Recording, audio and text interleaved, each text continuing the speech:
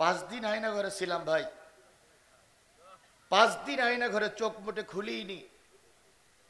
পায়খানা করার পরে জায়গাটা পরিষ্কার করার জন্য একটু পানি ওরা দেয়নি। ওই অবস্থায় 5টা দিন চোখ বান্ধা, পা বান্ধা, হাত বান্ধা অবস্থায় থাকতে হয়েছে। 3য় দিনে ওরা আমাকে গুলি করার জন্য বাইরে নিয়ে গেছিল। আল্লাহর কি খেলা, রাইফেল দিয়ে গুলি করেছিল কিন্তু গুলি বাহির হয়নি। আমি সেই অদব, আমি তোর নামাজ পড়ে মালিকের কাছে কান্দো, 2 চোখের পানি নাকের ডোকা দিয়ে জমিনে স্পর্শ করার আগে মালিক তোমার দোয়াগুলো কবুল করে নেবে। তাহলে কানবো কার কাছে? আরো জোরে বলেন, কানবো কার কাছে? আমরা একরকম হাল ছেড়েই দিয়েছিলাম, বিএনপিও হাল ছেড়ে দিয়েছিল, জামাতও হাল ছেড়ে দিয়েছিল যে এই পেতনির বাচ্চা না মরা পর্যন্ত দেশে আর কিছু করা যাবে না। কিন্তু একদল ওলি ওই জেলখানায় বসে বসে চোখের পানি ফেলেছে, তাদের পানি আমাদের দেশে রহমত হয়ে কাজে লেগেছে। তার ভিতরে একজন ওলি এখনো জেলখানায় বন্দী আছে, তিনি হচ্ছেন এটিএম আজহারুল ইসলাম। কথা বলেন ঠিক না বেঠিক? এই আল্লাহর ওলি এখনো জেলখানায় বসে বসে কাঁদতেছে। জাতির প্রশ্ন হলো, ম্যাডাম খালেদা জিয়া মুক্তি পেল, এটিএম আজহারুল ইসলাম মুক্তি পায় না কেন? আমার কথার সঙ্গে আপনারা একমত? সবাই মিলে বলেন একমত। সকল রাজনৈতিক দলের নেতৃবৃন্দ কি হয়ে গেছে? মুক্ত হয়ে গেছে। বিশেষ করে সবচেয়ে বড় মামলার আসামি ছিল খালেদা জিয়ার সাবেক স্বরাষ্ট্র প্রতিমন্ত্রী লুৎফুজ্জামান বাবর। ফাঁসির আসামি ছিল লুৎফুজ্জামান বাবর। শুধু ফাঁসির আসামি নাই, বাংলাদেশের যে কয়টা লোককে ভারত বেশি ভয় পেত তার ভিতরে একজন ছিল সাইদি আর একজন ছিল লুৎফুজ্জামান বাবর। সেই লুৎফুজ্জামান বাবর ফাঁসির আসামি, জামিনে মুক্তি পেল। এটিএম আজহারুল ইসলাম মুক্তি পাচ্ছে না কেন? জাতি জানতে চায়। কথা বলেন, কথা বলেন, জাতি জানতে চায় কিনা?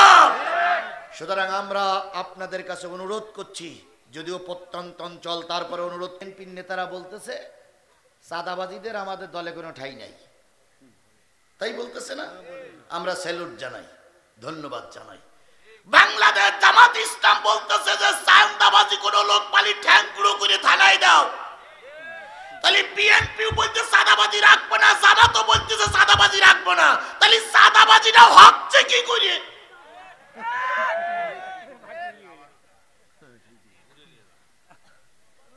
সাদাবাজি হচ্ছে না। যদি না হয় আমার সঙ্গে চলে, আমার সঙ্গে গেলে আপনি দেখতে পাবেন। আমার সঙ্গে চলে, যদি বলেন হুজুর কোন জায়গায় চলেন, এখনো মোড়ে মোড়ে পুলিশিরা রাত্রি গাড়ির কাছে চাঁদা তুলতেছে। দলের লিডাররা যে টেলিভিশনের জন্য চাঁদা নিচ্ছে, খাওয়ার জন্য চাঁদা নিচ্ছে। আমি যে সব দলকে বলি, স্বৈরাচার হাসিনারে তাড়ানো হলো চাঁদাবাজি বন্ধের জন্য। সেই চাঁদাবাজি যদি এখনো চলে, তাহলে শেখ হাসিনা তাড়িয়ে লাভটা কি? তারপরেও চাঁদাবাজি, পুকুর চুরি, গাছ চুরি, গরু চুরি হচ্ছে, চলছে কি চলছে না? গত পরশুদিন, গত এখান থেকে সপ্তাহ 2 আগে এক নেতা কর্মীদের দাওয়াত করেছে। তো দাওয়াত করিয়ে 100-200 কর্মী, তো চিন্তা করলে 100-200 কর্মীর গরুর গোশ কিনে তো পারা যাবে না। গ্রামের লোকেরা এক লোকের গরু চুরি করে নিয়েছে। নেতা গরু চুরি করে না জবাই করেছে। পরের দিন ভুড়ি ভোজ হয়েছে। এখন লোকটা গরিব মানুষ, খুঁজদি যে নেতার বাড়িতে ভুড়ি ভোজ হয়েছে সেই নেতার বাড়ি যে দেখে যে ও সেই গরুর চামড়া টানায়নি। ও খোঁজ পাইছে, চেয়ারম্যান মেম্বারে ডেকে এনে বলতেছে এই গরু আমার গ্রামের লোক, হিসেব করে দেখলে আসলে সেই গরু ওর। নেতা হলো ইউনিয়নের নেতা আর ওনার স্ত্রী হলো ইউনিয়ন নেত্রী। তাহলে 2 জন ইউনিয়নের নেতা আর নেত্রী গরু চুরি করিয়ে জবাই করে লোকের খাওয়াইলো। তাহলে এই যদি গরু চুরি করারা যদি এখনো ক্ষমতায় যাওয়ার আগে যদি চুরি করে, এই দলের লোকেরা যদি ক্ষমতায় যায়, তাহলে আমাদের পর্যন্ত চুরি করে গর্তে পুঁতে ফেলবে। তাহলে শেখ হাসিনার তারাই লাভ হইল কি? এই জন্য আমি বলছি শেখ হাসিনা তুমি আবার এসো। আচ্ছা আপনারা কি, আমি শেখ হাসিনা রাষ্ট্রী বলছি, আপনারা কি একমত? এই কথা বলেন, আপনারা কি একমত? বাংলাদেশ যদি সর্বনাশের দ্বার প্রান্তেও পৌঁছেই যায় তবে শেখ হাসিনার আর যুক্তি দেওয়া হবে না। কথা বলেন, কথা বলেন, কথা বলেন। কারণ শেখ হাসিনার কারণে বিডিআর হত্যা হয়েছে। কথা বলেন, শেখ হাসিনার কারণে হেফাজতের আলেমদের গুলি করে মারা হয়েছে। শেখ হাসিনার কারণে জামাত নেতৃবৃন্দকে ফাঁসিতে ঝুলতে হয়েছে। শেখ হাসিনার কারণে খালেদা জিয়াকে গৃহবন্দী থাকা হয়েছে। শেখ হাসিনার কারণে তারেক জিয়া বিদেশে। শেখ হাসিনার কারণে আল্লামা সাঈদী 13 বছর জেল কেটেছে, জেল কেটেছে, জেল কেটেছে।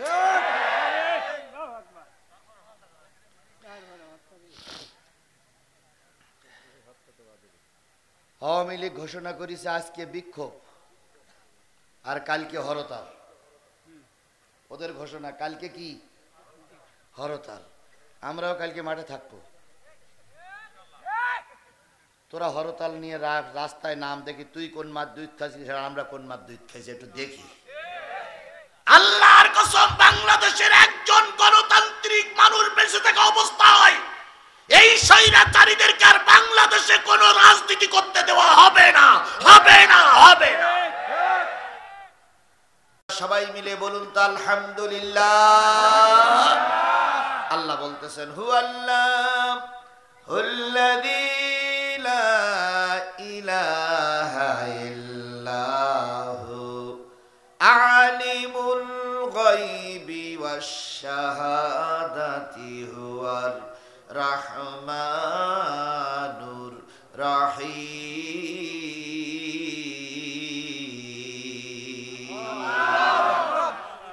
তিনি সেই আল্লাহ যিনি ছাড়া আর কোন ইলাহা নাই, আর কোন হুকুমদাতা নাই, আর কোন বিধানদাতা নাই। আর তিনি গায়েবের খবর জানেন, প্রকাশ্য খবর জানেন।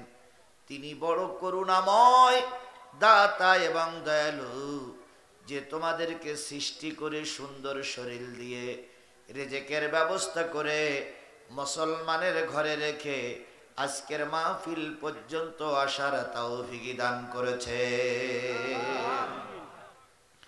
সেই আল্লাহর দরবারে আবারও শুকরিয়া, আলহামদুলিল্লাহ। বলুন তো মানুষের চাইতে শ্রেষ্ঠ জীব আর পৃথিবীতে কেউ আছে? আপনি হলেন সৃষ্টির শ্রেষ্ঠ জীব। কিসের জন্য আপনি শ্রেষ্ঠ? আপনাকে আল্লাহ শ্রেষ্ঠত্ব দান করেছেন ইবাদতের জন্য। আমা খালাকুতুল জিন্না ওয়াল ইনস ইল্লা লিয়াবুদুন।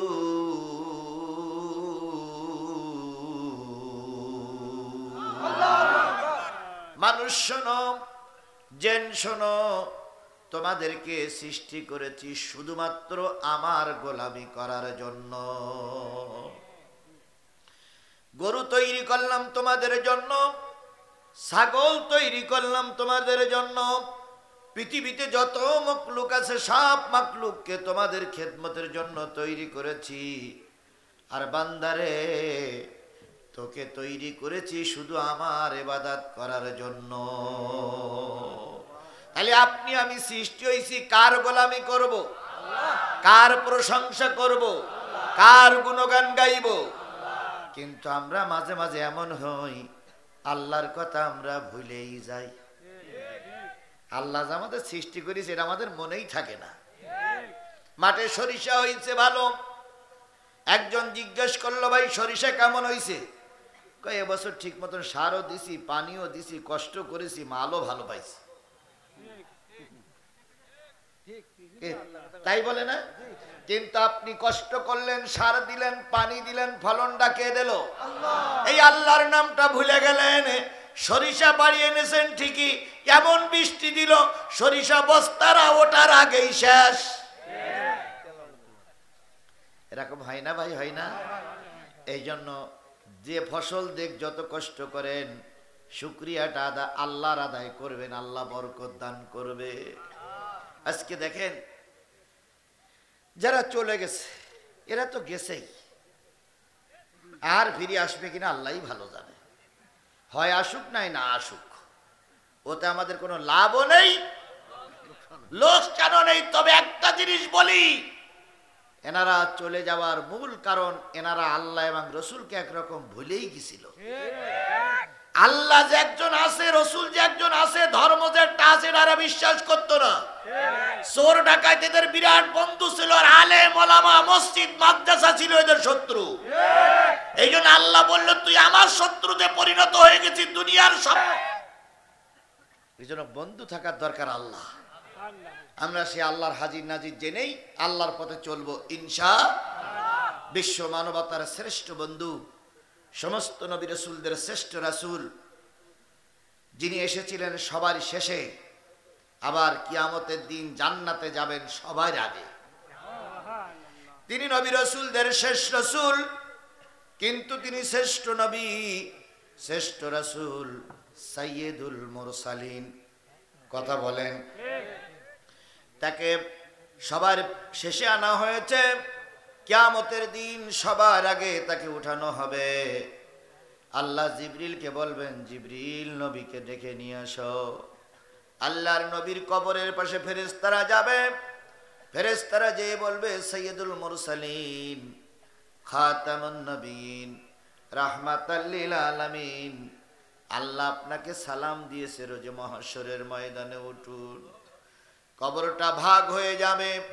নবী কবরের থেকে মাথা উঁচু করে দেখবে, রোজে মহাশরের ময়দানে কোনো মানুষ নাই।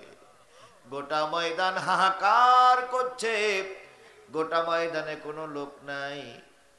নবীজি চোখের পানি ফেলায় আবার কবরের ভিতরে শুয়ে পড়বে। জিবরিল বললেন, আপনাকে আল্লাহ ডেকেছে। নবীজি বললেন, জিবরিল আল্লাহর কাছে বলো নবী এখন যাবে না। আল্লাহ রাব্বুল আলামিন ডাক দিয়ে বলবে, হাবিব আমি ডেকেছি, কেন তুমি আসো না? নবীজি কবর থেকে ডাক দিয়ে বলবেন, ও আমার রব, মাহশরের ময়দানে একটাও মানুষ নাই। সবাইকে আপনি জাহান্নামে দিয়ে দিয়েছেন, সবাইকে জাহান্নামে দিয়ে আমাকে শেষে ডেকেছেন, আমি রোজে মাহশরের ময়দানে উঠবো না। আল্লাহ নিজেই ডেকে বলবেন, হাবিব তায়েফের ময়দানে মার খেয়েছো, উহুদের ময়দানে রক্ত দিয়েছো, মক্কায় কাফেররা তোমার মাথার পরে পচা ভুঁড়ি চাপাইয়েছে, দেশ ছেড়ে মাতৃভূমি ছেড়ে মদিনায় হিজরত করেছো, কত রক্ত দিয়েছো, কত মারি খেয়েছো, কত চোখের পানি ফেলেছো। হাবিব আজকে আমি তোমার চোখের পানি দেখতে চাই না। কাউকে এখনো তোলা হয় নাই, সর্বপ্রথম তোমাকে রোজে মহাশরের ময়দানে সালাম দিয়ে উঠানো হলো। আমি আল্লাহ কথা দিলাম, যার জন্য সুপারিশ করবে আমি তাকে মাফ করে জান্নাতে দিয়ে দেব। পৃথিবীতে সন্তান চায় বাবার খোঁজ, বাবা চায় সন্তানের খোঁজ, নেতা চায় কর্মীর খোঁজ, ইমাম করে মুসাল্লির খোঁজ। আর আমার নবী কিয়ামতের দিন খোঁজ করবেন কাদের? আরেকটু জোরে বলুন না কাদের? আরেকটু জোরে বলা যাবে না কাদের খোঁজ করবেন? আপনারা আমরা সবাই কি সেই উম্মত? কথা বলেন, সেই উম্মত? যে লোকগুলো দাঁড়াই আছেন সে লোকগুলো কি নবীর উম্মত? আমরাও কি নবীর উম্মত? তাহলে আমরা নবীর উম্মত বসে বসে কোরআন শরীফ শুনতেছি, আপনারা নবীর উম্মত দাঁড়ানো কেন? নবীর উম্মত আপনারাও ভাই দাঁড়াই আছেন কেন? যদি মনে করেন হুজুরির অসম্মান তার ইট ফেলে মারে, হুজুর মরি যাক আপনারা চলে যান। এইবার দেখেন বস্তি পুলিশ বলে কিছু লোক চলে যাবে, ভাই এ ভাই যাইয়েন না, যাইয়েন না। বস্তি বলি যা ভুল করলাম রে ভাই, হাই রে মুসলমান, বস্তি বলাটাই ভুল হয়ে ওই 7-8 জন চলে যাচ্ছে। আল্লাহ ভাই আপনারা যে যাচ্ছেন বাড়ি পর্যন্ত যদি আল্লাহ জাতি না দেয়, হাই রে আল্লাহ। আচ্ছা আমি বলুন তো, আমি কি যাত্রা গানে বসছি বলেছি? মাহফিলি বসছি বললাম, আপনারা দাঁড়াইছিলেন চলে গেলেন। হায় রে কপাল পোড়া। তাহলে আল্লাহ রাব্বুল আলামিনের নবীর নামে নাজিল হলো কি? আরো জোরে বলেন, নবীর উপরে নাজিল হলো কি? পৃথিবীর সর্বশ্রেষ্ঠ কিতাবের নাম হলো কোরআন। কথা বলেন ঠিক না বে ঠিক? পৃথিবীর সর্বশ্রেষ্ঠ মানুষটির নাম হচ্ছে মুহাম্মদ রাসূলুল্লাহ সাল্লাল্লাহু আলাইহি সাল্লাম। আর এই কোরআন যিনি নাজিল করেছেন তিনি কে? আল্লাহর উপরে আর কেউ আছে? তাহলে আল্লাহই সর্বশ্রেষ্ঠ, নবী সর্বশ্রেষ্ঠ, কোরআন সর্বশ্রেষ্ঠ। এই সর্বশ্রেষ্ঠ আল্লাহ সর্বশ্রেষ্ঠ নবীর নামে কোরআন নাজিল করেছে। সর্বশ্রেষ্ঠ কিতাবের আলোচনা শুনতে যারা বসলেন, সাদা কাগজে লিখে নেন, আপনারা সবাই আল্লাহর জান্নাতি। আপনারা লিখে নেন, আমার কাছে সই করে নেন, আপনারা জান্নাতি, আপনারা জান্নাতি, আপনারা জান্নাতি। যদি বলেন হুজুর আপনি কোথায় দলিল পাইলেন? আল্লাহ রাসূল বলেছেন, যা মারাতুম বিরিয়াজিল জান্নাহ ফারতাউ। কিলা ইয়া রাসূলুল্লাহ মা হুন্না ক্বালা হিলকুজ যিকির। নবী বলেন, যখন দুনিয়া নামক জায়গায় ঘোরাফেরা করবা তখন দেখবা কিছু কিছু জায়গায় আল্লাহর জান্নাত কায়েম হয়ে গেছে। ওই জান্নাতের ভিতরে বসে পড়বা, ওই জান্নাতের ভিতর থেকে কিছু ফলমূল সংগ্রহ করবা, যাতে করে পরকালে জান্নাতে যাওয়ার সুবিধা হয়। সাহাবীরা বলেন, ইয়া রাসূলুল্লাহ দুনিয়ার জান্নাত কোনটি? নবী বললেন, যেখানে আল্লাহ এবং রাসূলের আলোচনা হয় ধরে নিও ওটাই হলো দুনিয়ার জান্নাত। ফরিদুল ভাই কোরআন থেকে আলোচনা করেছে, আমিও সূরা লোকমানের একটা আয়াত তেলাওয়াত করেছি, বুখারী শরীফের একটা হাদিস আপনাদের সামনে পড়েছি। তাহলে আল্লাহ রাসূলের ভাষায় এই জায়গাটার নাম কি? জান্নাত। এখন আপনি মনে করতে পারেন হুজুর এর ভিতরে তো বিড়েখোর আছে, সুদখোর আছে, বেনামাজি সবাই আছে, আমি স্বীকার করে নিলাম। এখন যারা বসে গেছে কোরআন শুনতেছে এই মুহূর্তে ওরা জান্নাতি। এরপরে বাইরে থেকে যদি বিড়ে খায় আমার কিছু করার নেই, বাইরে থেকে যদি সুদ খায় তখন আবার গুনাহ লেখা হবে, কিন্তু এখন আপনারা সবাই জান্নাতি। এই জান্নাতি পরিবেশে আল্লাহ আমাদের কবুল করেছেন রাসূলের তরিকায়। তাই রাসূলের নামে দুরূদ আর সালাম কারোর জবান বন্ধ থাকবে না, সবাই মিলে বলছি সাল্লাল্লাহু আলাইহি ওয়াসাল্লাম। বন্ধুগণ, তাফসিরুল কোরআন মাহফিলে কোরআন থেকে আলোচনা হোক, এটা কি আপনারা চান? সবাই মিলে বলুন চান। আল্লাহ আপনাদের হাত তুলতে হবেন, আল্লাহ আপনাদের কবুল করুক। আমি আপনাদের সামনে সূরা লোকমান, কোন সূরা? লোকমান, 34টা আয়াতের ভিতর থেকে একেবারে সর্বশেষ সূরা, এই সর্বশেষ আয়াত 34 নম্বর আয়াত আমি আপনাদের কাছে তেলাওয়াত করেছি। তেলাওয়াতকৃত আয়াতের পরে ভিত্তি করে কথা হবে। তার আগে একটু লোকেশন দেই।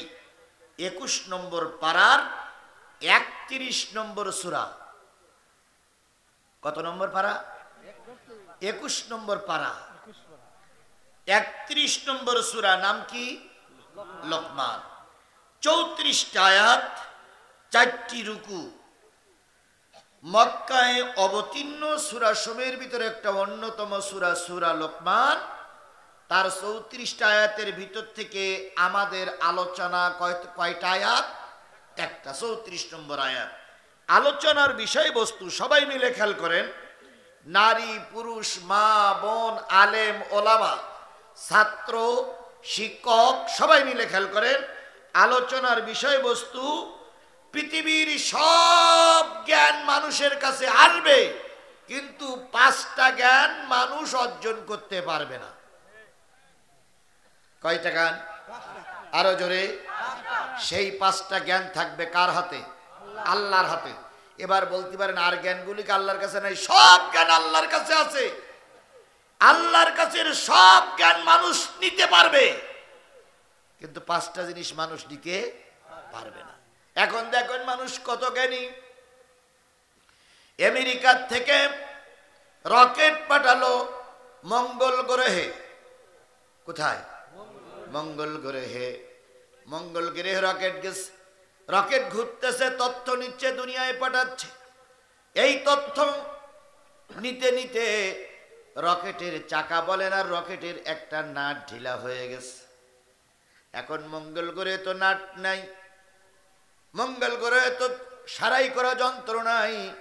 আমেরিকায় বসে, রাশিয়ায় বসে ওই মঙ্গল গ্রহের নাট টাইট দেওয়া হচ্ছে। সুবহানাল্লাহ বলবেন না? এবার মনে করতেছেন খুবই আশ্চর্য হয়ে গেলাম না। এবার আপনার দেশে আসেন, আমার দেশের একটা স্যাটেলাইট ঘুরতেছে, বঙ্গবন্ধু 1। এটা স্যাটেলাইট আছে বলে, বঙ্গবন্ধু কি? বঙ্গবন্ধু 1। এই বঙ্গবন্ধু স্যাটেলাইট বাংলাদেশের অনেক উপর দিয়ে ঘুরতেছে, আর আপনার আমার জিনিস তথ্যগুলো নিচ্ছে, আর এইটা সফটওয়্যারে জমা করতেছে, সফটওয়্যার ওইটা রেজাল্ট দিচ্ছে। কোথায় কি করতেছো না করতেছো সব সংবাদ ওই বঙ্গবন্ধু স্যাটেলাইট থেকে নেওয়া হচ্ছে। তাহলে আপনি এখানে ওয়াজ করতেছেন, এখানে বক্তৃতা করতেছেন, উপরের থেকে স্যাটেলাইট নিয়ে হেডকোয়ার্টারে জমা দিচ্ছে। এটা মানুষ জ্ঞান অর্জন করতে পারবে? একটা বোমা ফেলবে রাশিয়ার উপরে, এখান থেকে বোমাটা ছেড়ে দেওয়া হলো, হাজার হাজার কিলোমিটার দূরে যেয়ে বোমাটা রাশিয়ার বুকেই পড়বে, ভারতের বুকে পড়বে না। ইসরায়েল এমন একটা অস্ত্র তৈরি করেছে, অনেক দূরের থেকে সব রাডার ভেদ করে ওই ইসরায়েলের বিমান ঘুরতেছে, আর দেখতেছে আজিজুল ইসলাম জিহাদি কোথায় ওয়াজ করে, ওইখান থেকে যদি আমাকে টার্গেট নেয় ওখান থেকে বম্পিং করবে। এখানে যতগুলো লোক আছে সব লোক বেঁচে থাকবে, মারা যাবে জিহাদি। তাহলে কত সুদক্ষ তাদের ব্রেন। এই করেই তো ইরানের এক নেতা মেরে দিল না? এই ইরানের এক নেতা মেরে দিছিল না, মনে নেই আপনাদের? ইসরায়েল মেরে দিল। তাহলে বিশ্বের মানুষ কত সুদক্ষ। এবার আর একটু সামনে যান, আমাদের বাংলাদেশে 18 কোটি মানুষের কত কোটি মোবাইল আছে বলে মনে হয়?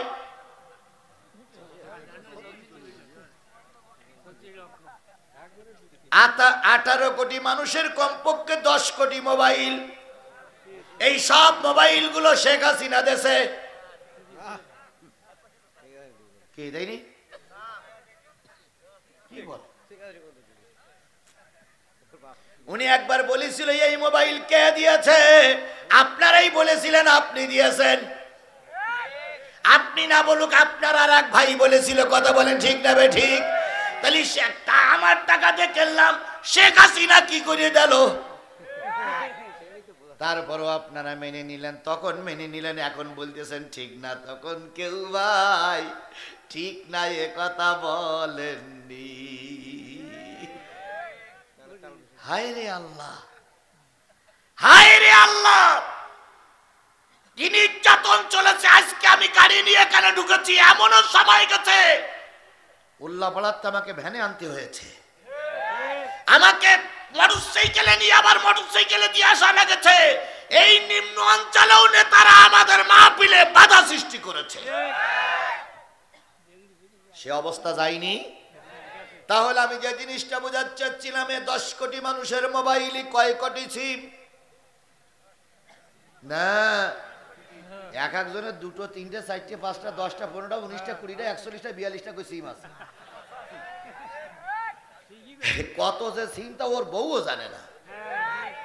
এরকম সিম আছে না অনেকের? সিম মানে দোকানের সিম না, বলো ওই মোবাইল সিম। এখন এই 10 কোটি মানুষের 20 কোটি সিম, 20 কোটি সিমের ভিতরে যখন কথা বলি, কর্তৃপক্ষ বলো ব্যালেন্স শেষ, তাই বলে দিল না? তাও বলে মেয়ে লোক, পুরুষ লোক বলতে পারে না, মেয়ে ছেলে বলে। আমার সভাপতি ঠিক আছে বলে মেয়ে ছেলেই বলে। কেন এত পুরুষ লোক দেখতে পাও না? বললাম আচ্ছা বলুন। এরপরে বললো রিসার্চ করুন, রিসার্চ করলেন 39, 49, 59, 109 টাকা রিসার্চ করলেন। কথা বলতে বলতে আনলিমিট কথা বলতে বলতে কখন জানি কথা শেষ হয়ে গেছে। যখন আপনি কথা শেষ হয়ে গেল, মোবাইল যখন বন্ধ হয়ে গেল, তখন বেই সঙ্গে কথা বলতেছেন, বেই কত দূর? বেই বলল উল্লা পাড়া। এই পর্যন্ত বলার সঙ্গে সঙ্গে লাইন কেটে গেল। রাগ হয়ে গেল, মাথা বলল বিয়াদব বেই লোক, অন্তত বের কথাটা শুনতি দে। তার আগে ফোন কেটে গেল। কথা বলেন ঠিক না ঠিক? 109 টাকা রিচার্জ করেছেন, টাকা নাই। ওরা কিন্তু ওই স্যাটেলাইট আপনাকে বলে দিচ্ছে আপনার মোবাইলে ব্যালেন্স নাই, স্যাটেলাইট বলে দিচ্ছে। এগুলো সব মানুষ জ্ঞান অর্জন করতে পারবে, কিন্তু 5টা জ্ঞান মানুষ অর্জন করতে পারবে না। সেই 5টা জিনিস আজকের কোরআন দিয়ে বোঝানো হবে। আপনারা কি শুনতে রাজি আছেন? সবাই মিলে শুনতে রাজি আছেন? কারা কারা রাজি আছেন? 2 হাত উঁচু করে আল্লাহরে দেখায় দেন। জোরে একটা তাকবীর দিবেন, নারায়ে তাকবীর। নারায়ে তাকবীর, নারায়ে তাকবীর। আল কোরআনের আলো, সংসদে জালো, আল্লাহ কোরআন হাদিস যেখানে, আলেম ওলামা যেখানে, হক্কানে পীর মাশায়েখ যেখানে, আল্লাহ নাই যেখানে, আল্লাহ আমাদের নারায়ে তাকবীর। আল্লাহ আমাদের দিনের খাতিরে কবুল করুক। সকলে মিলে বলুন আমিন। আরো জোরে বলেন আমিন, আরো জোরে বলেন আমিন। তাহলে আজকে যদি সব কথা আমি বুঝাইতে না পারি, আপনারা বাড়ি যেয়ে বুঝে নেবেন। কয় পারা? 21 পারা। কত নম্বর সূরা? 31 নম্বর সূরা। নাম কি? লোকমান। কয়টা আয়াত? মোট আয়াত 34। 34টা আয়াতের ভিতর থেকে সর্বশেষ 34 নম্বর আয়াতের আলোচনা। বাড়িতে অনেকের কোরআন শরীফ আছে, কোরআন শরীফ বাড়ি যেই দেখে নিতে পারবেন। যদি আমার আলোচনার ভিতরে কিছু শর্ট থেকে যাই দেখে নিতে পারবেন। তবে চেষ্টা করব 5টা বিষয় বলার জন্য। প্রথম, আল্লাহ বলতেছেন ইন্নাল্লাহা ইনদাহু ইলমুস সাআ। কবে, কোথায়, কখন কিয়ামত হবে আল্লাহ ছাড়া পৃথিবীর আর কেউ জানে না। কিয়ামতের খবর কার হাতে? আরো জোরে বলেন, কিয়ামতের খবর কার হাতে? কিয়ামতের খবর ছিল শেখ হাসিনার হাতে, কিন্তু শেখ হাসিনা পালাইছে। কি কায়দায় বলেছিল, জামাত বিএনপি যদি রাস্তায় নামে কিয়ামত হয়ে যাবে। কি হয়ে যাবে? কিয়ামত হবে। সেই কিয়ামত এখন আমরা দেখতে চাই। যিনি কিয়ামত ঘটাবেন তিনি আমাদের মাঝে না। তারপর আমরা কিছু লোক রাগটাগ করে বলে, এই আমার কথা সরিয়ে শোনা, বলে কিয়ামত করি ভালো হলো। বলুন তো কিয়ামত কার হাতে? দুনিয়ার কোন মানুষ কিয়ামতের খবর জানবে না। আমেরিকা এত শক্তিশালী, রাশিয়া এত শক্তিশালী, পৃথিবীর এত দেশ আছে শক্তি দিয়ে পরিপূর্ণ, কিন্তু কিয়ামতের খবর কেউ বলতে পারবে না। তবে আমরা কিছুটা সংবাদ বলতে পারি। তার ভিতরে একটা হলো কিয়ামত হবে 10ই মুহররম। কতই মুহররম? আরো জোরে বলেন। কি বার? এই 2টা খবর বলতে পারি, তাছাড়া আর কেউ আমরা বলতে পারি না। আমাদের চিত্র জগতের যারা সিনেমার অভিনয় করে, একবার আমি গাড়িতে যাচ্ছিলাম, হঠাৎ করে দেখি সিনেমার সামনে লেখা আছে কিয়ামত থেকে কিয়ামত। কিয়ামত থেকে। আমি চিন্তা করলাম, তাহলে কিয়ামত যদি এরা তৈরি করে তাহলে আল্লাহ গেল কই? এরপরে আবার লেখা আছে কোপা শামসুর। কি শামসুর? কোপা শামসুর।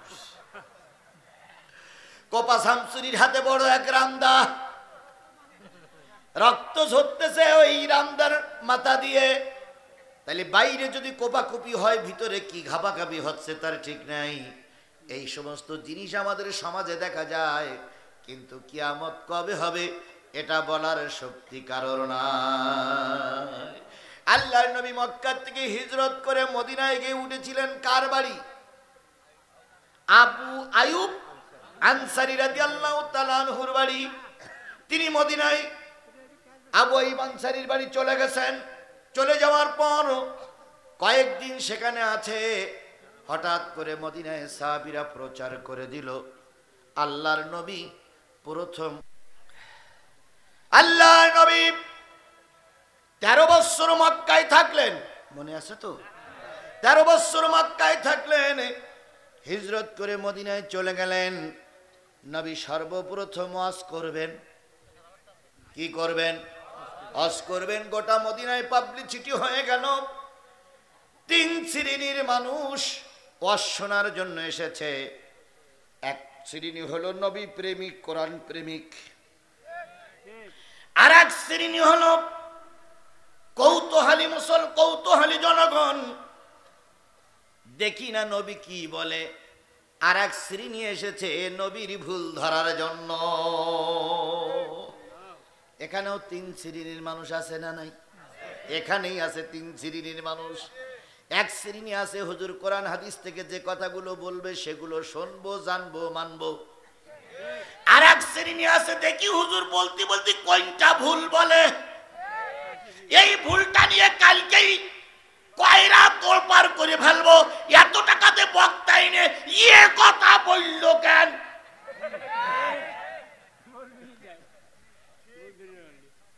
ভুল ধরা লোক আছে না? আচ্ছা, যারা যারা ভুল ধরার জন্য আসছেন তারা একটু হাত তোলেন তো।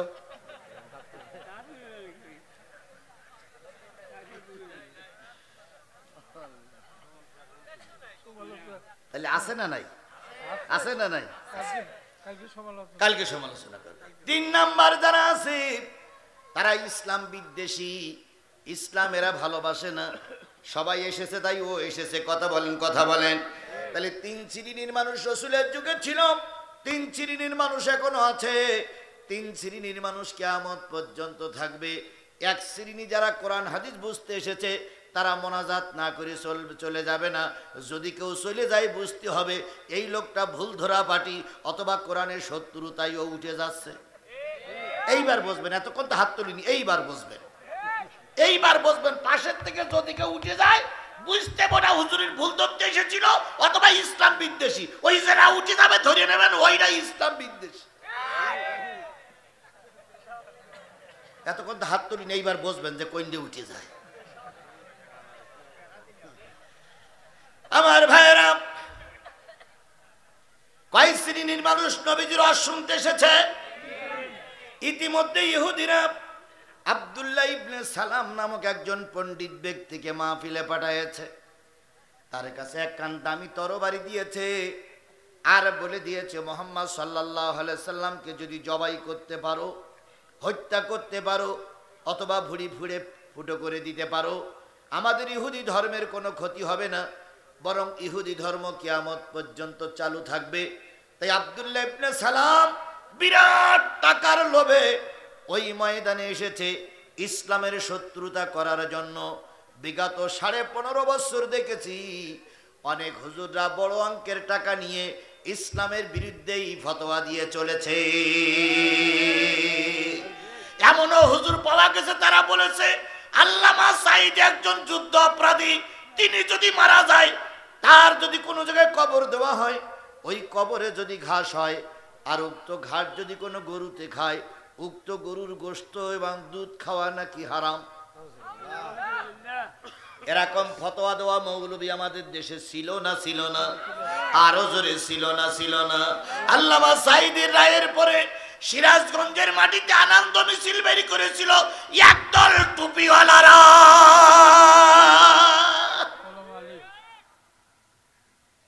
আবার আপনাদের এলাকায় কিছু কিছু মসজিদের মেম্বারের পরে দাঁড়িয়ে কিছু কিছু হুজুররা বলতো নিশ্চয়ই ওনারা দোষী, নতুবা ওনাদের শাস্তি হইল কেন?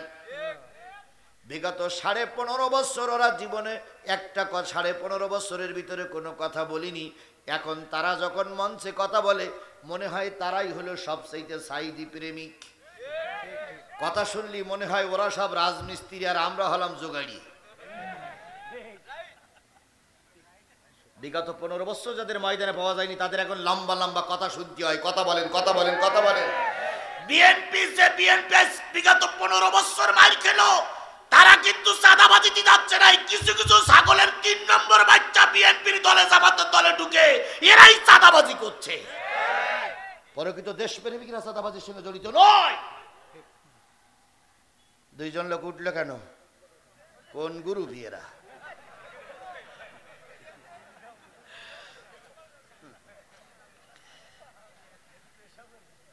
রাসূল সাল্লাল্লাহু আলাইহি সাল্লামকে মারার জন্য সবচেয়ে বড় হুজুর, মদিনার নাম করা হুজুর, নাম কি বললাম? আব্দুল্লাহ ইবনে সালাম তরবারি নিয়ে আসছে। হাজারো জনতা বসে আছে, কখন নবী আসবে, কখন শুরু হবে। নবী আসে না, আসে না, আসে না। হঠাৎ করে নবী বেরিয়ে গেলেন। বেরিয়ে যখন জনগণের সামনে আসলেন, তখন একজন আব্দুল্লাহ ইবনে সালামকে ধাক্কা দিয়ে বলতেছে, ভাই তুমি না এসেছিল মুহাম্মদকে মারার জন্য? সেই মুহাম্মদ কিন্তু সামনে দাঁড়িয়ে গেছে। আব্দুল্লাহ ইবনে সালাম উঁচু হয়ে দাঁড়িয়ে নবীজির চেহারার দিকে তাকাইয়ে বলতেছে, আল্লাহ, নিশ্চয়ই এই লোকটা ভণ্ড হতে পারে না। এসেছে কি করার জন্য? জবাই করার জন্য, মারার জন্য। আল্লাহ নবী দাঁড়িয়ে গেলেন। হাজারো কৌতূহলী জনগণ নবীজির চেহারার দিকে তাকায় আছে। এবার নবীজি বললেন, আফসুস সালাম, ইতআমুত তাআম ওয়া সাল্লুল আরহাম ওয়া সাল্লু বিল্লাইলি ওয়ান নাসি ইয়ানাম। আওয়ামী লীগ, বিএনপি, জাতীয় পার্টি, জামাত ইসলামের ভাইরা, হৃদয়ের কান দিয়ে শুনতে হবে, আমি আপনাদের কষ্টের কারণ হব না। সারাদিন মাঠে কাজ করেছেন, অনেকক্ষণ ধরে বন্দি রেখে আপনাদেরকে কষ্ট দেব না। শুধু এতটুকু বলি, প্রয়োজনীয় কথাগুলো শেষ করে আপনি আর আমি দোয়া নিয়ে চলে যাব ইনশাআল্লাহ। 1 2 3 কাতারের 3 জন লোক বলবেন, হুজুর আমার দোয়ার প্রয়োজন নাই। আছে? আছে? 3 জন লোক বলবেন, হুজুর আমার কোনো গুনাহ নাই। আছে এখানে? বলতে পারবে কেউ? আল্লাহর নবীও কি কথা বলেছিলেন যে আমার গুনাহ নাই? নবীকে আল্লাহ বলেছিলেন, ফাসাব্বি বিহামদি রাব্বিকা ওয়াস্তাগফিরুহু ইন্নাহু কানা তাওয়াবা। তবে আমাদের বাংলাদেশে 2 জন লোক পাপ করেনি।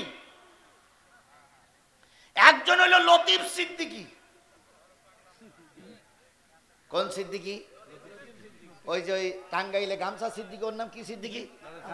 কাদের সিদ্দিকীর ভাই লতিফ সিদ্দিকী।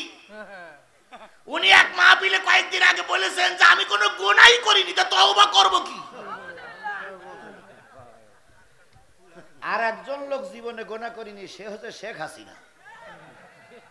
কারণ এই মুরব্বীরা যারা বসে আছেন, বলেন তো আপনারা জীবনে তাহাজ্জুদ কয় রাকাত পড়েছেন? 12 রাকাতের উপরে তাহাজ্জুদ নামাজ পড়ার কথা হাদিস কোরআনে কোন জায়গায় লেখা আছে? আছে? 4 রাকাত, 8 রাকাত, 12 রাকাত, এইটা নিয়ম আছে না?